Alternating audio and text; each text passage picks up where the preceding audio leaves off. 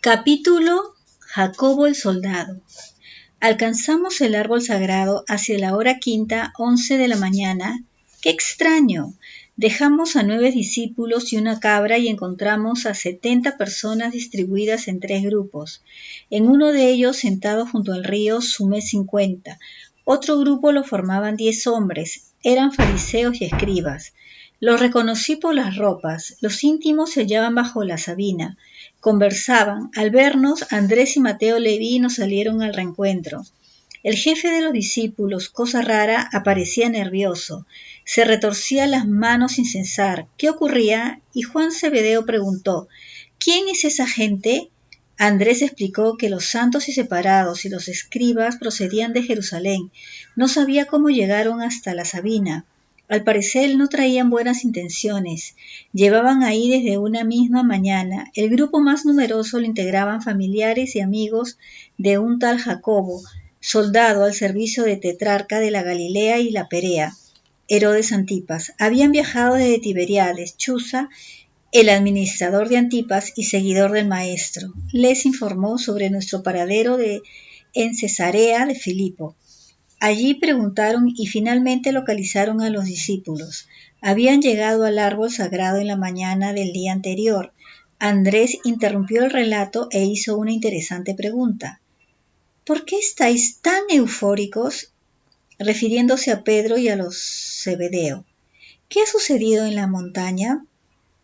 La Tabá no respondió y Andrés prosiguió su relato.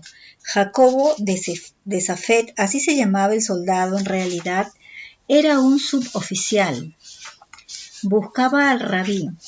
La acompañaba uno de sus hijos, de unos 14 años, enfermo, así como sus parientes y algunos conocidos.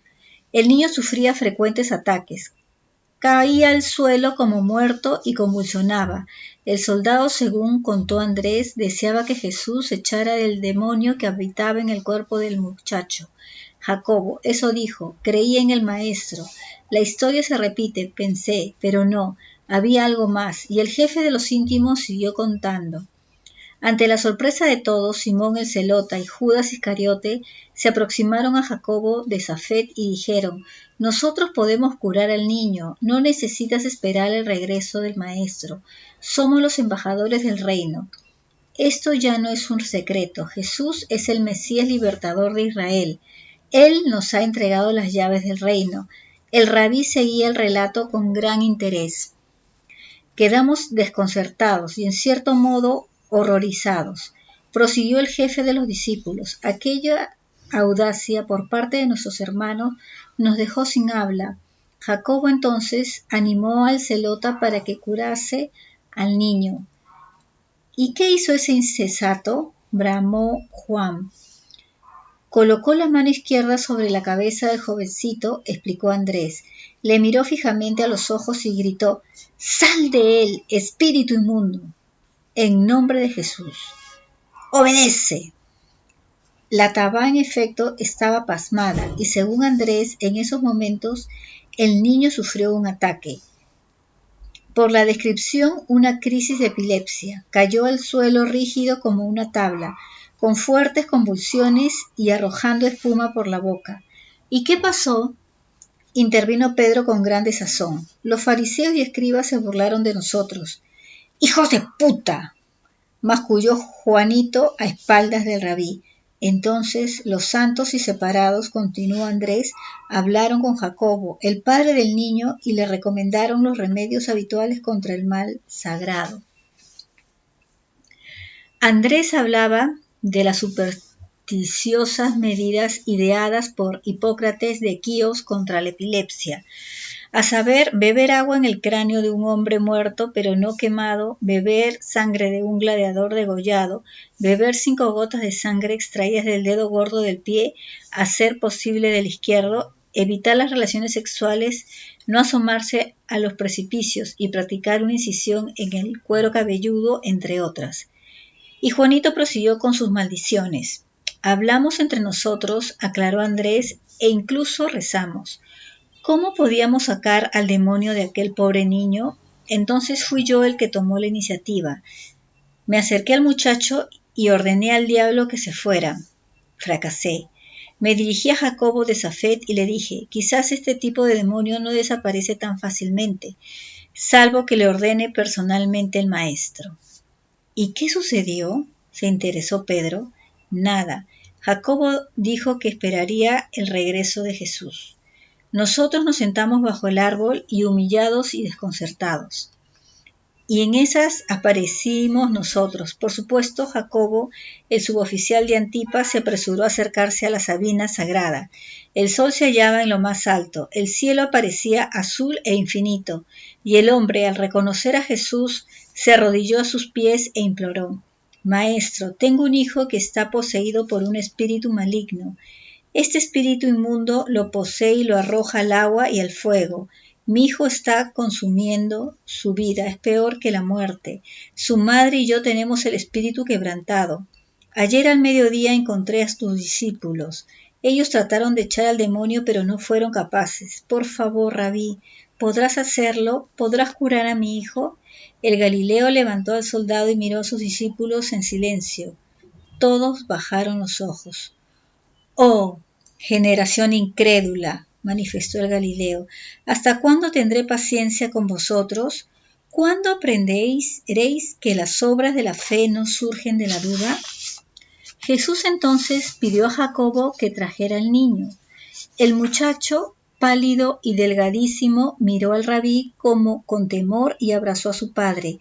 Era un niño rubio con unos ojos azules oceánicos. ¿Cuánto tiempo hace que está enfermo?, preguntó el Galileo. Desde muy niño, replicó Jacobo de Safed, y asombrosamente mientras hablaban el pequeño lanzó un desgarrador grito y cayó a tierra. Todos retrocedimos, espantados, solo el maestro y Jacobo permanecieron inmóviles. El niño parecía muerto. Después empezaron las convulsiones en brazos y piernas. Los ojos giraron hacia arriba y la boca se llenó de espuma. Y el vientre empezó a agitarse con movimientos incontrolados. Le oí gruñir y gemir. Después se orinó. Miré al maestro, estaba pálido. 2 de los fariseos se acercaron al epiléptico y le escupieron. Después se retiraron y llegaron otros 3. Repitieron la operación y dejaron paso a otros 2 santos y separados.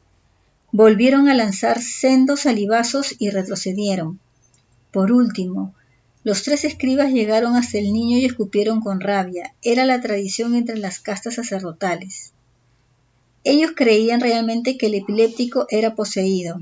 Al cabo de un minuto la crisis remitió y el pequeño quedó en el suelo desmadejado. El padre entonces volvió a arrojarse a los pies del rabí, suplicando que curase a su hijo. El maestro levantó al afligido soldado y le dijo: «No dudes del poder amoroso del Padre Azul. Para el que cree de verdad, todo es posible». Y Jacobo de Safed replicó: «Señor, ayúdame en mi incredulidad». Jesús se inclinó sobre el muchacho, lo tomó por el brazo y lo ayudó a levantarse. El pequeño sudaba, parecía no recordar nada y entregándoselo al padre, exclamó: «Seguid vuestro camino, el Padre Azul ha concedido tu deseo». Fue instantáneo, todo se volvió azul. Con tantas veces, hasta el silencio era azul. Miré a lo alto, pero no vi el disco solar. Solo aquella luminosidad azul como una niebla cerrada inmóvil. Quedamos espantados. Después, tras 4 o 5 segundos, todo recuperó los colores habituales. Bajo la sabina sagrada se propagó un intenso perfume a jazmín, la esencia de la misericordia según Jasón. Los fariseos y escribas estaban mudos y pálidos, y de inmediato recogieron sus cosas y huyeron a la carrera, gritando algo sobre Belcebú. El maestro hizo un gesto a Andrés y el campamento fue desmantelado. Minutos después, hacia la 7:01 de la tarde, marchamos hacia Cesarea de Filipo.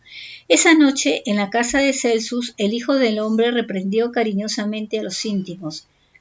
«Fracasasteis», les dijo, porque vuestra intención no era limpia. Deseabas quedar bien ante los hombres, y a continuación pronunció otras palabras históricas. El Hijo del Hombre emprende ahora la última fase de su encarnación. Grabad bien estas palabras en vuestros corazones. Se acerca la gran prueba. En breve seré entregado a los hombres que buscan mi destrucción. Hizo una pausa y continuó. Me darán muerte, pero resucitaré. Al retirarse a descansar, los íntimos aparecían tristes y desolados. No comprendían. Pedro y los zebedeos, sobre todo, eran los más afectados. Habían visto al Maestro radiante en plena gloria. ¿Cómo podía anunciar que sus enemigos lo destruirían? Yo estaba igualmente confuso. Esa noche, al conectar con Santa Claus, recibí puntual información sobre la posible enfermedad sufrida por el hijo de Jacobo de Safed. Se trataba en efecto de una epilepsia con crisis tónico-clónicas. En definitiva, como ya comenté en su momento, estábamos ante un trastorno cerebral crónico, debido a traumatismos, infecciones, falta de oxigenación del cerebro durante el parto, malformaciones y tumores, entre otras causas. Cualquiera de estos factores puede provocar una descarga incontrolada y brusca de determinados grupos de neuronas cerebrales. Eso fue lo que le sucedió al pequeño de los ojos oceánicos. La enfermedad era y es relativamente frecuente. La palabra epilepsia fue acuñada por los griegos epilepsia, interrupción brusca, porque al paciente interrumpe la actividad que estaba desarrollando. Muchos de los grandes personajes históricos fueron epilépticos: Pitágoras, Sócrates, Newton, Flaubert, Byron, Julio César, Napoleón, Alejandro Magno, Beethoven y Dostoyevski, entre otros. Capítulo: Retrocede Satanás. En la mañana del miércoles 17 de agosto, año 29, abandonamos Cesarea de Filipo y nos dirigimos al Yam o mar de Tiberíades. Los íntimos polemizaron durante toda la mañana por qué el maestro hablaba de morir. Eso no encajaba en los planes del grupo. Él era el Mesías prometido, tenía el poder, había multiplicado los panes y los peces, sustituyó el agua en Caná por vino dulce, sanaba a las gentes. Juan Zebedeo, el zelota, y el Iscariote eran los más empecinados. A la hora del almuerzo, Andrés, como portavoz del confuso grupo, se dirigió a Jesús y rogó que aclarara las palabras de la noche anterior. ¿Es que nos hablas en parábola? El maestro paciente habló de nuevo y con meridiana claridad. Hermanos, os explicaré otra vez que mi encarnación está llegando a su fin. ¿Por qué insistís en la idea de que sois el Mesías? No me sentaré en el trono de David. No he venido a eso. Pronto viajaremos a Jerusalén y seré rechazado por los escribas, los ancianos y los altos dignatarios de la nación. Las caras de los discípulos eran un poema. Y después de todo eso, concluyó el Galileo, seré crucificado. Pero ánimo, al tercer día resucitaré de entre los muertos. El silencio podía cortarse. La declaración, como digo, fue rotunda y clara. Y en eso, en mitad de la confusión, Pedro arrojó la escudilla de madera al suelo y el pollo guisado se derramó. Caminó rápido hasta el Galileo y, colocando la mano izquierda sobre el hombro derecho del rabí, exclamó a voz en grito: «Yo declaro que esas cosas no sucederán». Jesús entonces reaccionó, como jamás imaginé que podía hacerlo. Retiró la mano de Pedro de su hombro y gritó: «¡Retrocede, Satanás! Cuando habláis así, no estáis conmigo. No seáis un obstáculo en mi carrera.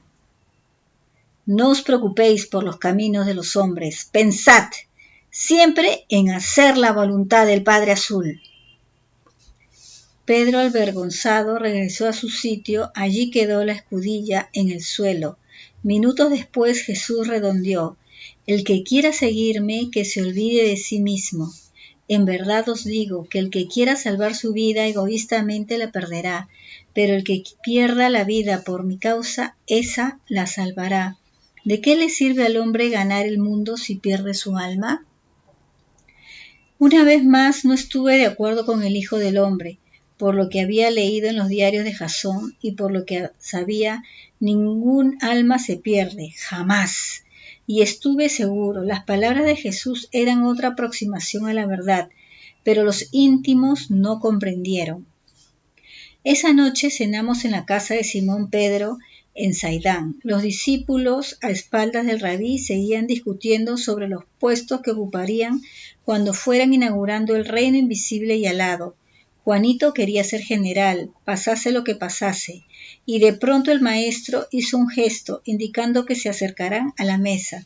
El Galileo y yo terminamos de cenar. ¿De qué hablabais?, preguntó el Hijo del Hombre.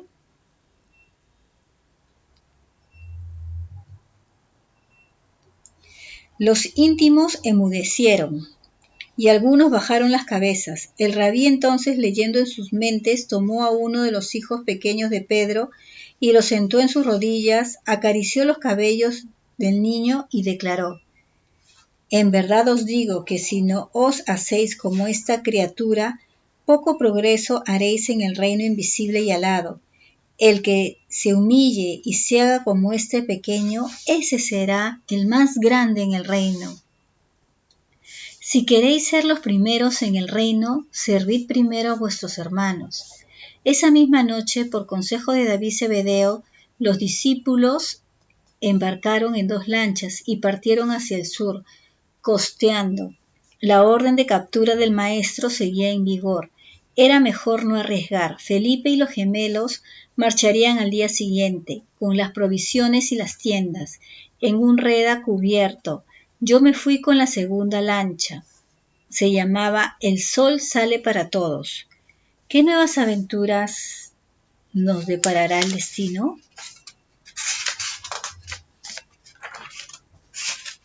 Capítulo Zapar. Desembarcamos cerca de la desembocadura del río Cana, en la orilla oriental del lago, y a poco más de 1 hora de Saidán, ahí esperamos el alba. Llegó Violeta y maravillosamente puntual. Después caminamos por los senderos habituales, bordeamos las lagunas y terminamos en la gran pradera. Al pie de la familia de los cipreses religiosos, el tranquilo paisaje en el que tuvo lugar la multiplicación de los panes y los peces. Al día siguiente llegó el reda cubierto, con los 11 evangelistas, los gemelos y Felipe, el intendente. Ese mismo jueves 18 de agosto, año 29, se presentaron en la pradera unos 100 seguidores y David Zebedeo con su equipo de corredores. Andrés, en estrecha colaboración con Mateo, Leví, Tomás y Judas Iscariote, perfilaron la siguiente gira por la Decápolis y parte de la Perea, territorios en los que en principio no tenían por qué surgir conflictos. El Sanedrín no podía perseguirlos en dichas regiones. Cada discípulo se hizo cargo de 10 seguidores, y a cada grupo se le asignó una zona geográfica. Las mujeres, Felipe y los gemelos permanecerían con el maestro. David Zebedeo y sus correos, como siempre, se moverían de un lado para otro, llevando mensajes, dinero o lo que fuera necesario. Los 9 grupos predicarían la buena nueva y retornarían a la gran pradera a mediados del mes de Tisri, septiembre. El plan contemplaba que Jesús visitaría a los grupos de forma progresiva. Fue otra interesante aventura. El Galileo y su gente recorrieron más de 650 kilómetros y visitaron del orden de 35 pueblos y ciudades. No hubo curaciones o prodigios, que yo sepa. Bueno, lo sucedido en Safón no sé cómo calificarlo. Ocurrió el 24 de agosto, miércoles, pero debo ir paso a paso. 3 días antes, 21 de agosto, domingo, cuando preparábamos la cena de cumpleaños del rabí en el meandro Omega, uno de los seguidores del maestro, de nombre Separ, escriba, tuvo la mala suerte de herirse en el pie derecho cuando cortaba la leña para la cocina campana. Por cierto, aquel sería el 35 y último aniversario de Jesús de Nazaret.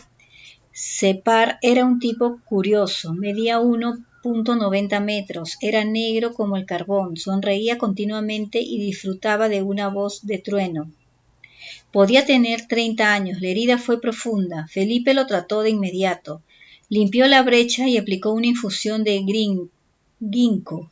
Las hojas procedían de su lejana y querida China, pero el pie empeoró. Esa noche cantamos y felicitamos al rabí.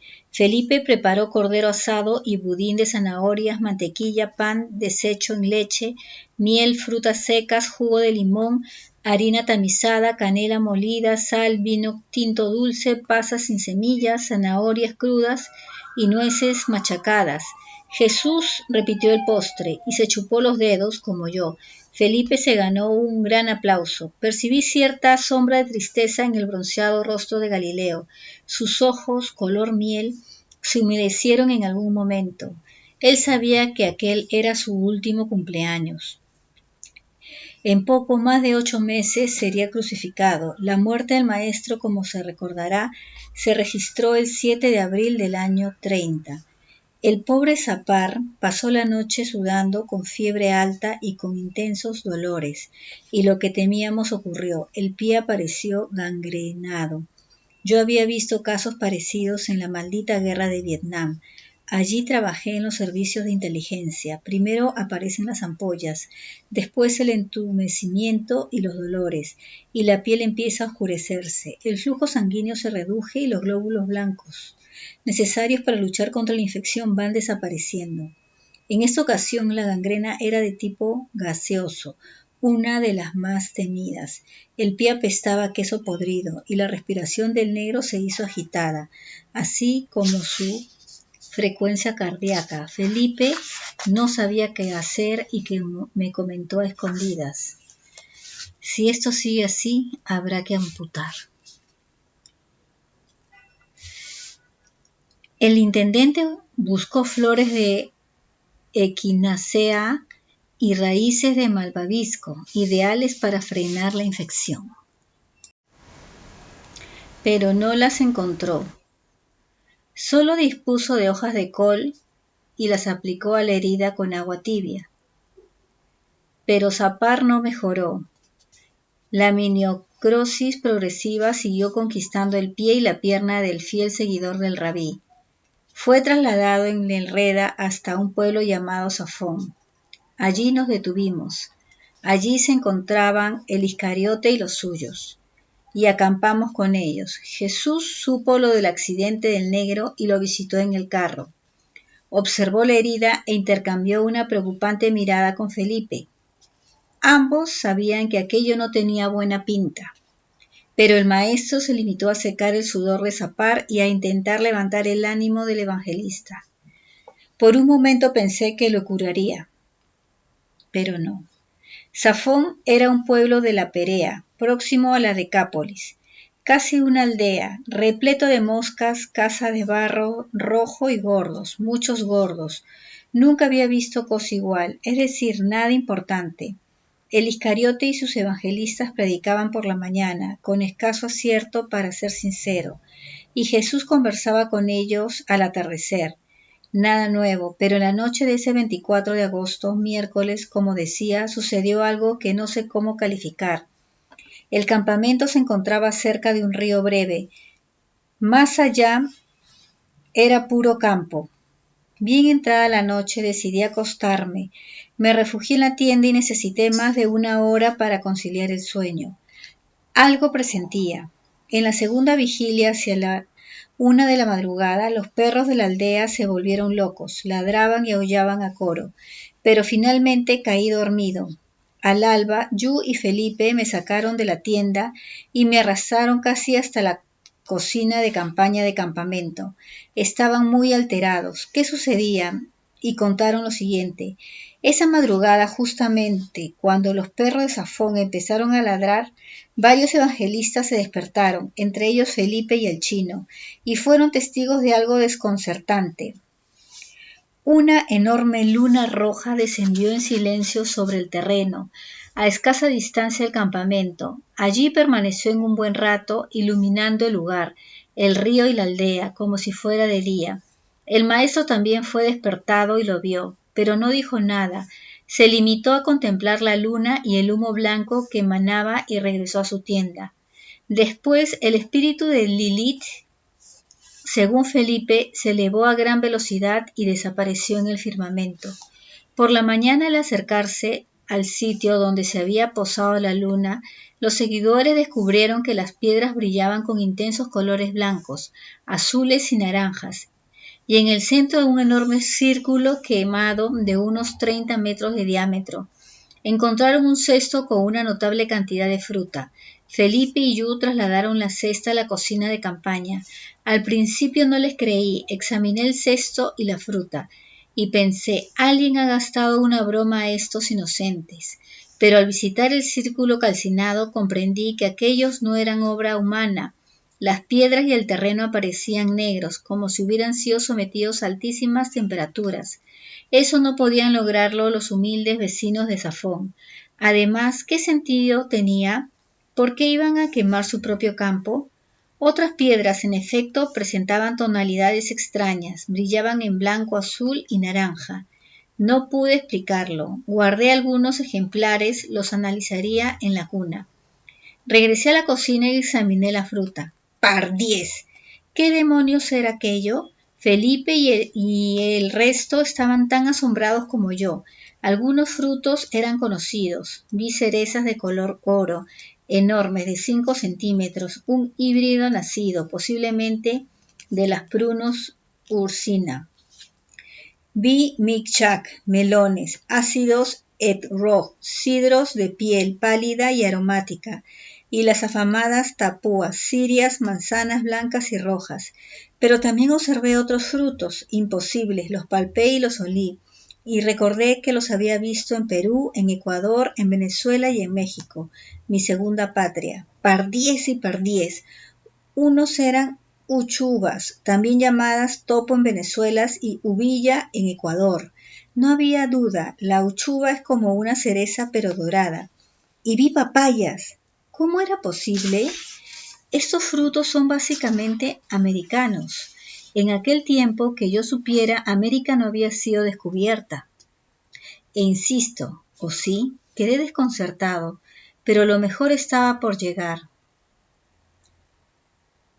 Esa misma mañana Felipe, guiado por la intuición, llevó a zapar una de las papayas y 2 o 3 uchuvas. El negro se extrañó al ver los frutos, pero animado por el intendente los devoró y sonrió feliz. La fruta era deliciosa, la papaya estaba misteriosamente en su punto, y el campamento poco a poco dio buena cuenta del regalo proporcionado por la luna roja. Felipe estaba encantado, el maestro también probó las uchuvas, y al hacerlo me buscó con la mirada y me guiñó un ojo. Mensaje recibido. Pues bien, ante la sorpresa de todos, no sé si del Hijo del Hombre, a los 2 días el pie de Zapar aparecía limpio, sin rastro de la gangrena húmeda o gaseosa. Felipe me reclamó a gritos. Todos nos asomamos al pie del negro, desconcertante. No quedó ni cicatriz. ¿Fue la papaya? Cuando retorné a la cuna traté de averiguar qué había sucedido. No fue mucho lo que conseguí. La papaya es un fruto que contiene un látex con una enzima llamada papaína, ideal como diurético. La uchuva, rica en vitamina C, purifica la sangre. ¿Fue esto lo que eliminó la infección? Me pareció raro. Tenía que haber algo más. Lo importante, sin embargo, es que el evangelista de la voz del trueno había recuperado la salud y el optimismo. Pardiez. Él no sabía lo que le reservaba el destino, pero no debo adelantar los acontecimientos.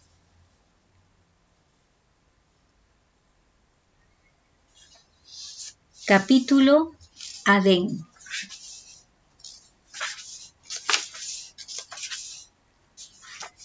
A lo largo de aquel mes asistí a conversaciones muy didácticas en la ciudad de Hipos, en la costa oriental del mar de Tiberíades. El maestro habló sobre el perdón y pronunció una parábola memorable. Si un hombre de corazón tierno tiene 100 ovejas y una de ellas se pierde, ¿no dejará a las 99 y saldrá a buscar a la extraviada? Y cuando la encuentre, se le echará al hombro y camino de su casa llamará a sus vecinos diciéndoles: «Alegraos conmigo, hallé a mi oveja perdida». En verdad os digo que hay más felicidad en el cielo por un pecador arrepentido que por 99 justos que no precisan del arrepentimiento. En vuestra religión se refería a los judíos. Dios acepta a los pecadores en el reino invisible y al lado es el Padre Azul, el que sale a los caminos para buscar a sus hijos antes de que ellos hayan pensado en arrepentirse. Y concluyó: el Padre Azul os ama y perdona vuestros pecados. En consecuencia, debéis aprender a perdonar unos a otros. Supuse que se trataba de otra aproximación a la verdad. Él había dicho meses atrás que el hombre no puede ofender a la divinidad, aunque lo pretenda. Una mente finita como la nuestra no está capacitada para comprender, y mucho menos para herir. La infinitud del Padre Azul, en consecuencia, ¿cómo entender que Dios perdona nuestros pecados? No se trata de orgullo, se trata de sentido común. ¿Debería ser el hombre el que tendrá que pedir cuentas a ese Dios supuestamente misericordioso y amoroso? Y lo digo de corazón. ¿Por qué permite que los niños mueran de hambre? ¿Por qué permite las guerras y la venta de armas? ¿Por qué permite la oscuridad mental y la existencia de militares? En esos momentos recordé la lista de 100 preguntas a Dios, elaboradas por mí en la cuna. No llegué a formular ni una sola. Pedro, a cargo de los evangelistas en Hipos, preguntó al rabí algo que ya le había planteado en otra oportunidad. «Maestro, ¿cuántas veces tengo que perdonar a mi hermano? ¿Quizás 7 veces?» Fue en la región de Kefar Semaj, al sureste de Yam, donde el Galileo respondió a la misma cuestión, planteada igualmente por Pedrito. En aquella ocasión Jasón vio dibujar a Jesús en la arena negra y roja de la playa. Primero trazó el número 7 y comentó: «¿Sabes que el camino hacia el reino de mi Padre empieza justamente en el perdón?». Después dibujó la letra Yod, que representa el número 10, y continuó diciendo: «Ayin simboliza la humildad». Ayin es la letra hebrea que resulta de multiplicar el 7 por el 10. En consecuencia, Pedro prosiguió el Galileo: «Bebe en la humildad, en el 70, para ser capaz de perdonar». Jesús, en definitiva, gran cabalística, jugaba con los conceptos. El 7 es la letra Zayin, que simboliza lo fecundo. La Yad 10 es la unidad primordial Abba, es decir, el benéfico Padre Azul. El resultado de multiplicar 7 por 10 es 70, la humildad. Y el Galileo repitió: «No solo 7 veces, Pedro, sino 70 veces 7». En Gamala asistimos a un suceso pintoresco. Ahí predicaban Juan Zebedeo y sus evangelistas. Pues bien, de pronto descubrimos que el rabí tenía competencia. Un individuo recorría las calles de la ciudad en nombre del maestro. Nadie lo conocía. Era un tipo larguirucho y rubio, vestido de negro de pies a cabeza, con un turbante igualmente azabache. Se subía a los muros y a los pozos y lanzaba ardientes arengas. Hablaba con acierto sobre el Padre Azul, sobre la inmortalidad del alma y sobre el reino invisible y benéfico que nos aguarda tras el dulce sueño de la muerte. En ningún momento identificaba al Hijo del Hombre como el Mesías libertador. El Galileo acudió de incógnito a uno de estos sermones y quedó maravillado. El tal Adén lo bordaba, y el maestro aplaudió a rabiar. Adén no supo nunca quién era aquel fervoroso seguidor de sus prédicas. Según me informó el propio Adén, su conversación se debió a las palabras del endemoniado de Gerasa, que le habló de Jesús y de cómo había sacado los demonios de su cuerpo, arrojándolos después al interior de una piedra de cerdos. Al regresar al campamento, Juanito preguntó al Galileo: «Maestro, ¿debo prohibir a ese hombre que hable en tu nombre?». Jesús fue rotundo: No se lo prohíbas, ¿no comprendes que en breve este evangelio será proclamado en todo el mundo? No puedes esperar que todos los que crean se sometan a tu criterio. Juanito Zebedeo no obedeció el consejo del maestro y esa misma tarde buscó al predicador y le reprendió, prohibiéndole que le hablara del Padre Azul. Si Juan no tenía solución, era soberbio, prepotente y necio. En la ciudad de Avila, en la Decápolis, nos instalamos entre hermosos viñedos. Se trataba de un lugar enteramente pagano, al igual que otras poblaciones de la zona. Avila también había sido conquistada por Alejandro Magno. Una noche, en torno al fuego, Bartolomé hizo una pregunta comprometida. Maestro, ¿cuál es la verdad sobre las Sagradas Escrituras? Lo cierto es que el oso puso en un aprieto al Hijo del Hombre, pero el rabí fue honesto como siempre y dio una lección de historia. Cuando se hallaba en el destierro, en Babilonia, explicó el Galileo, el pueblo judío no tenía historia escrita. Los persas sí la tenían. ¿Y qué sucedió? Un personaje destacado llamado Esdras convocó a los ancianos del pueblo judío y decidieron escribir su historia. De eso hace 600 años. Así nacieron las Sagradas Escrituras, pero no todos esos ancianos eran santos. ¿Qué quieres decir?, preguntó el oso. El Galileo sonrió con benevolencia y aclaró. Las Sagradas Escrituras contienen verdades, pero también falsedades, o simples deseos de los hombres que las escribieron. Los libros llamados santos no representan al Padre Azul. El oso, desconcertado, apuntó. ¿Estás insinuando que las Sagradas Escrituras no son la palabra de Dios? No insinúo, afirmo. El Padre Azul no es Yahvé.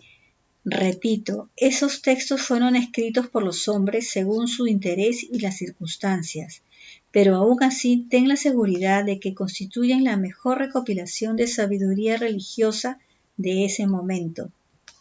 Y el maestro valiente fue más allá. Muchos de esos libros, querido Bartolomé, no fueron escritos por las personas que creéis, pero tampoco importa, eso no los hace menos luminosos. ¿Y qué me dices del diluvio?, terció el oso. ¿También fue un invento humano? Sí, otro invento. El Padre Azul nunca se arrepiente de lo que hace. ¿Por qué iba a arrepentirse de haber creado el ser humano? Eso dicen los libros santos, comentó Bartolomé con razón. No, hijo mío. Eso lo dicen los hombres, no el Padre Azul. Pero Noé... El Galileo no le permitió continuar. Esa historia del diluvio fue copiada de los persas. Ellos sufrieron una inundación de los ríos Tigris y Éufrates. No hubo tal diluvio universal. Leed el código de Hammurabi. ¿Y qué me dice de Adán y Eva? El maestro movió la cabeza negativamente. Otra historia falsísima, resumió. La verdad fue más espectacular. Observó la cara de perplejidad del oso y remarchó divertido. Porque en el Génesis se dice que Caín huyó a la tierra de Nod, al oriente del Edén.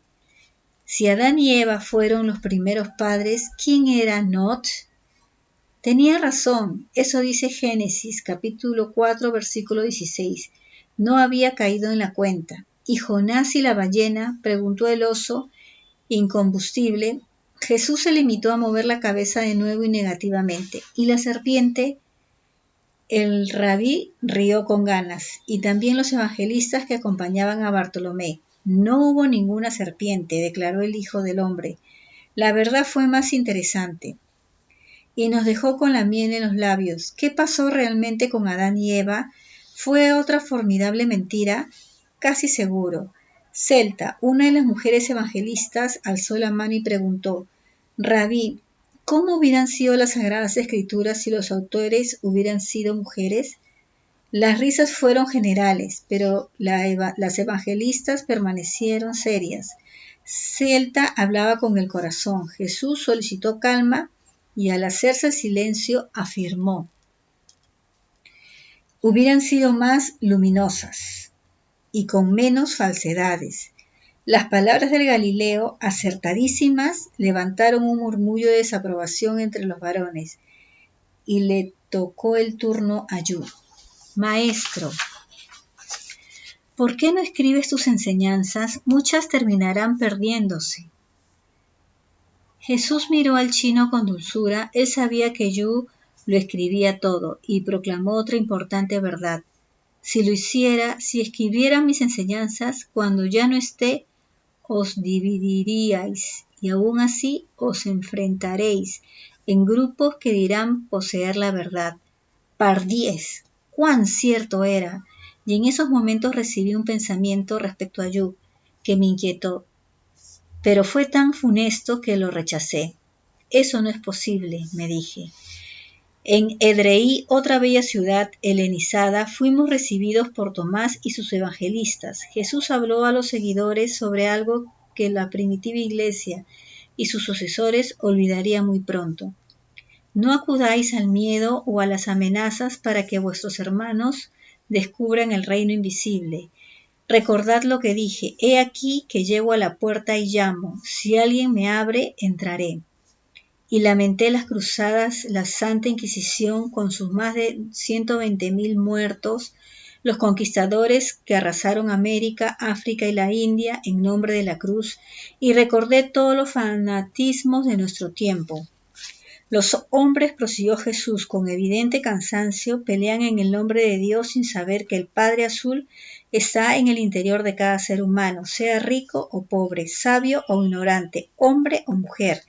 En Gerasa, en la Decápolis, no confundir con la Gerasa de la orilla oriental del Yam, vivimos otros momentos deslumbrantes. Paseamos maravillados por sus calles empedradas, disfrutamos con sus construcciones de mármol blanco, con los teatros, el hipódromo, los templos a Zeus y Artemisa, el gran foro y las tabernae, tiendas en las que vendían de todo.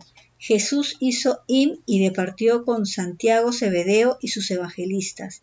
Una de las noches, en el campamento situado a las puertas de la amurallada ciudad, creo recordar que fue el martes 13 de septiembre del año 29 de nuestra era, surgió una conversación que me interesó vivamente.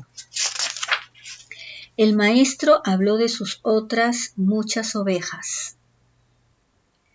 Tengo otras ovejas, explicó ante la sorpresa general, que no son de este redil. Mis palabras, por tanto, no son únicamente para este mundo.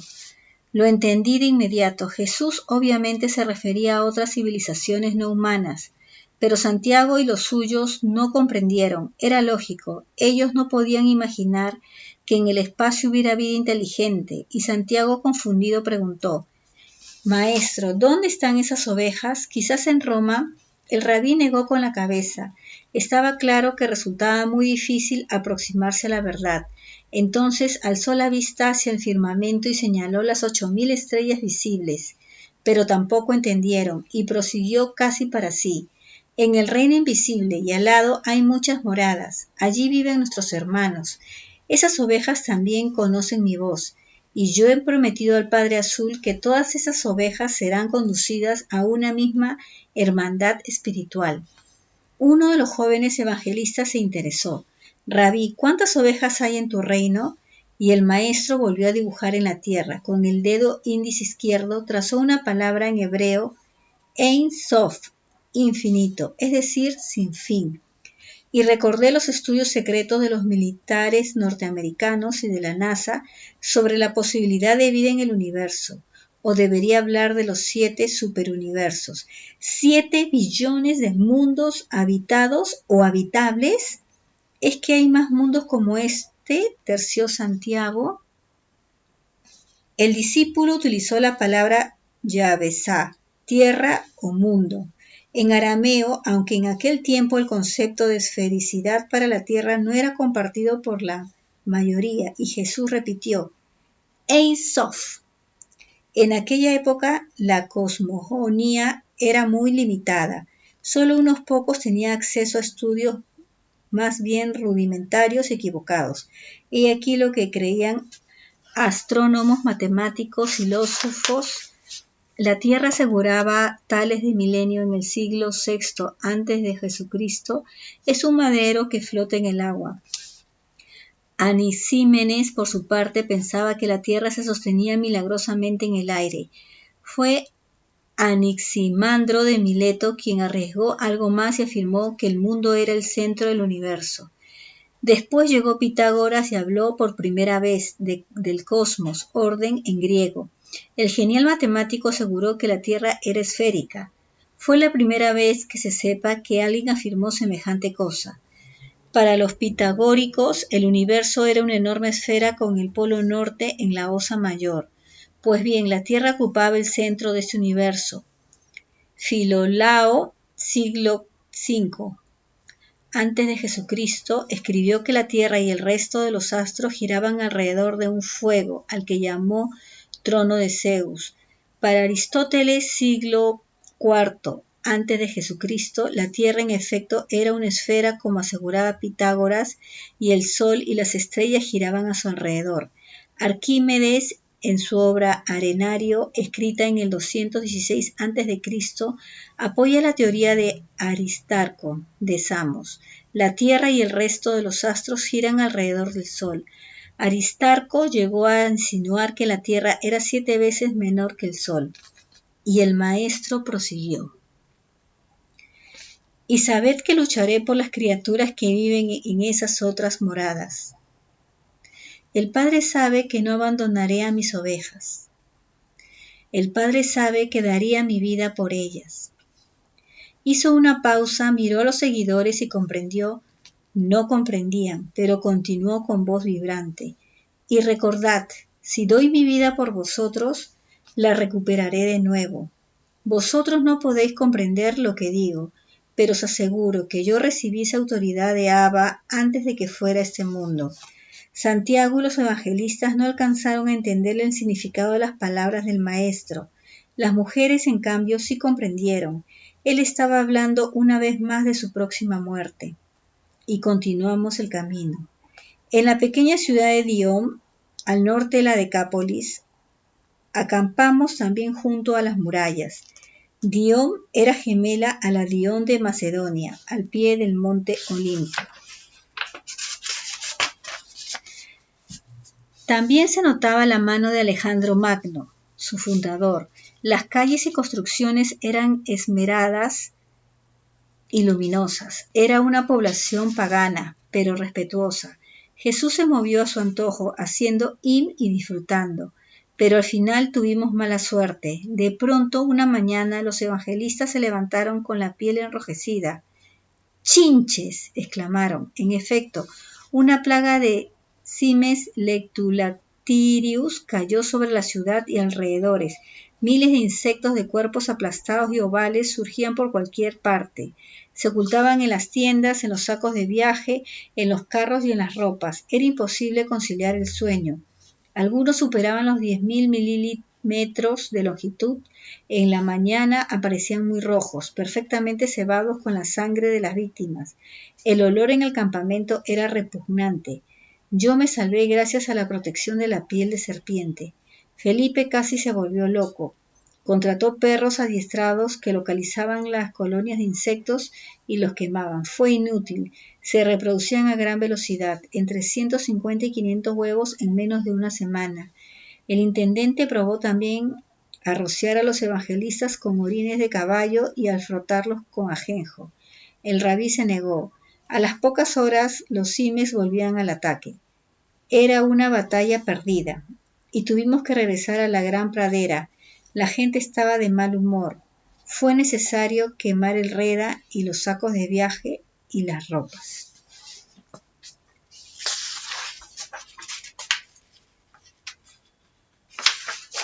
Capítulo Conán por Felipe. El sábado 17 de septiembre, año 29, todos los discípulos habían regresado al campamento principal, en la citada gran pradera, el lugar de la multiplicación de los panes y los peces. El éxito en la Decápolis y la Perea había sido notable. La mayoría se sentía moderadamente feliz.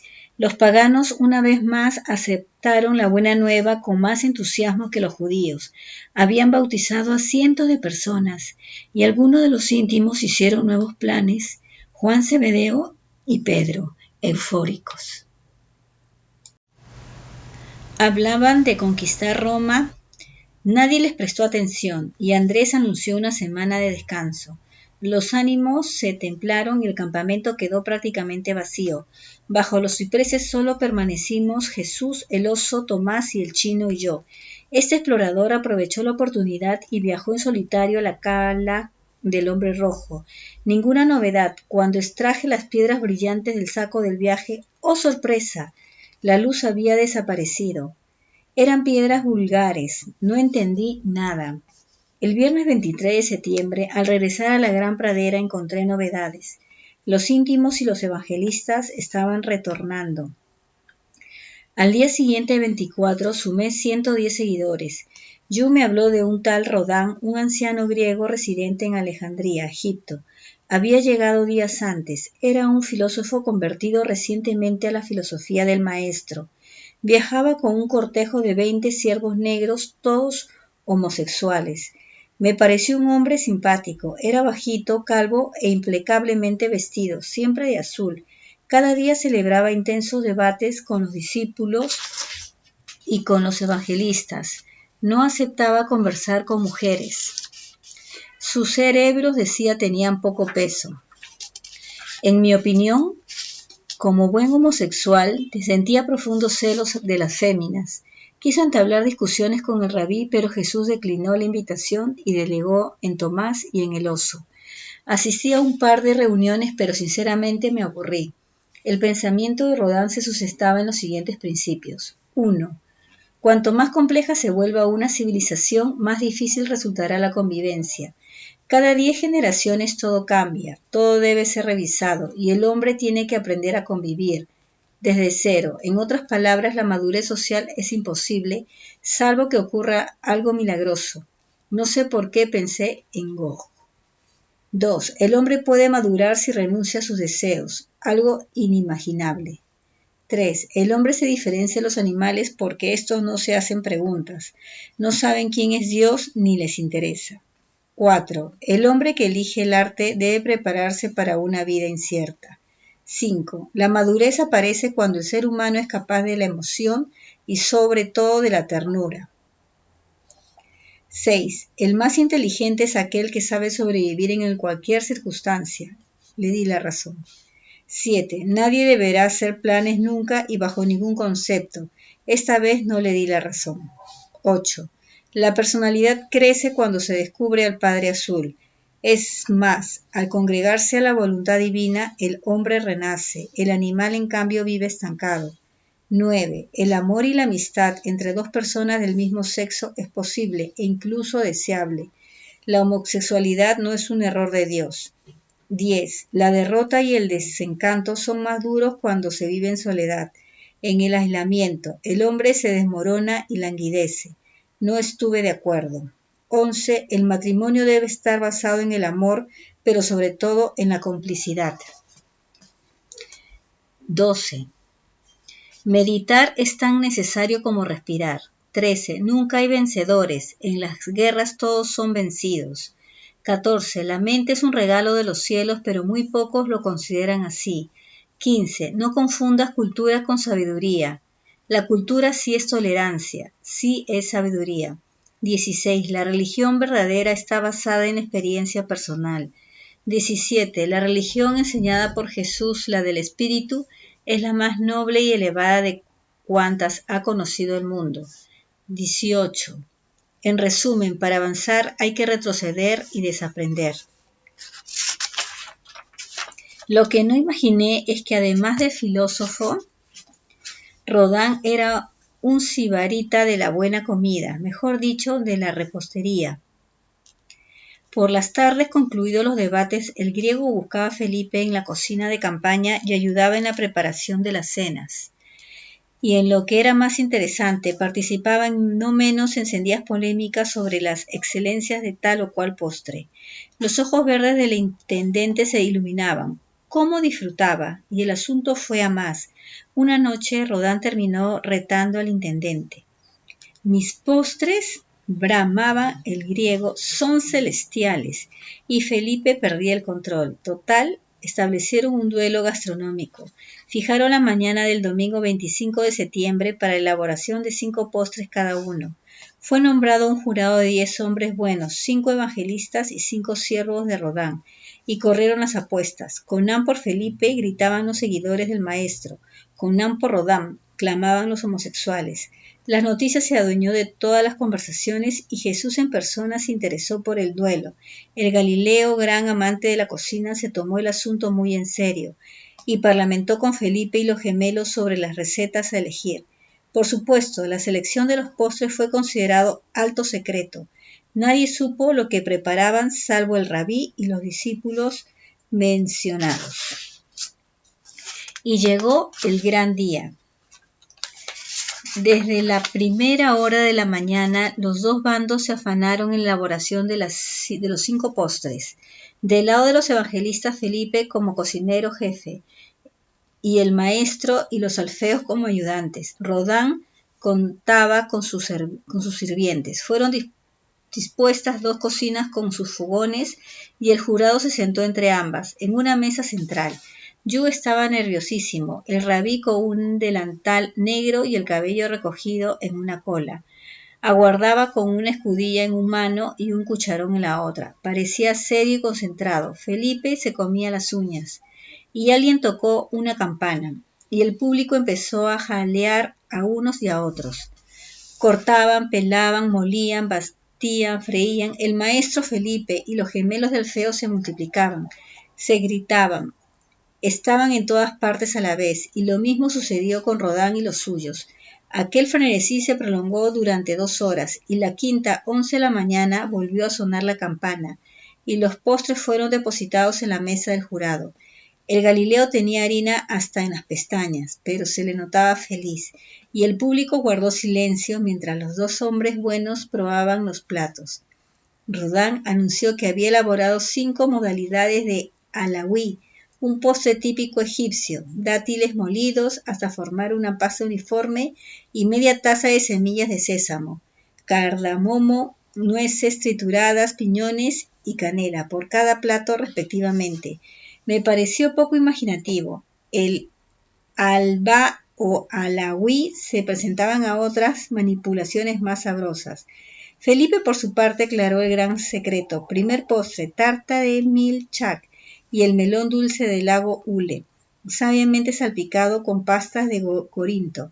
Segundo plato, barritas de queratia, el chocolate que extraían de las semillas de arub o algarrobo.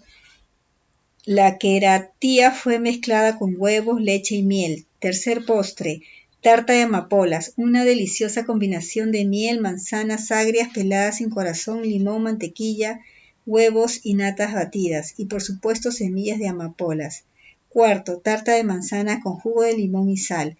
Y último postre, bañuelos rellenos de coco, almendras, mantequilla, miel y especias. Lo llamaba balaba o algo así. Felipe lo había aprendido en la gira por Fenicia.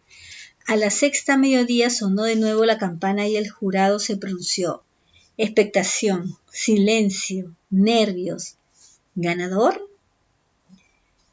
La tarta de amapolas de Felipe. Y se produjo un estallido de alegría. Gritos, saltos, la gente se abrazaba, los cocineros se felicitaban, el rabí, entre el fervor de los evangelistas, cargó al intendente sobre sus hombros y lo paseó por la pradera. Felipe lloraba y saludaba, parecía un torero. La chipriota no comprendía nada, pero avalaba feliz. Era su amo. Y sucedió lo que nadie podía imaginar.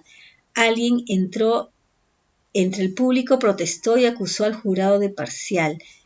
«Tongo», repetía uno de los criados de Rodán, y el resto de la servidumbre se unió a los gritos. En cuestión de segundos, aquello fue una batalla campal. Unos clamaban justicia y los otros, con Juanito Cebedeo a la cabeza, lo descalificaban. Se cruzaron insultos, golpes y maldiciones. El chino y yo estábamos espantados. Lo cierto es que en mitad de la bronca, cuando Andrés y Rodán intentaban poner orden, uno de los homosexuales agarró la tarta de amapolas y la lanzó contra Felipe. El intendente ágil se agachó y el pastel fue a estrellarse en la frente del Galileo, que se encontraba muy cerca, detrás de Felipe. ¡Pardiez! Creía que lo había visto todo. Se produjo un silencio total. La gente quedó paralizada. La nata agria resbaló por la nariz, el bigote y la barba del inmóvil rabí. Fue inmediato y, supongo, irremediable. Los asistentes al fallido concurso estallaron en una risa incontenible, y el hijo del hombre, tras limpiarse los ojos, se llevó los dedos con la tarta a la boca y comentó: «Deliciosa». Allí terminó la bronca, y el Galileo se unió a las risas. ¡Qué gran tipo el maestro! Rodán y Felipe se abrazaron y se prometieron amistad eterna, y la chipriota siguió balando desconcertada. Me quedé con las ganas de probar la tarta de amapolas. A decir verdad, el único que la saboreó fue el maestro. Pero las sorpresas continuaron. Aquel hombre era imprevisible.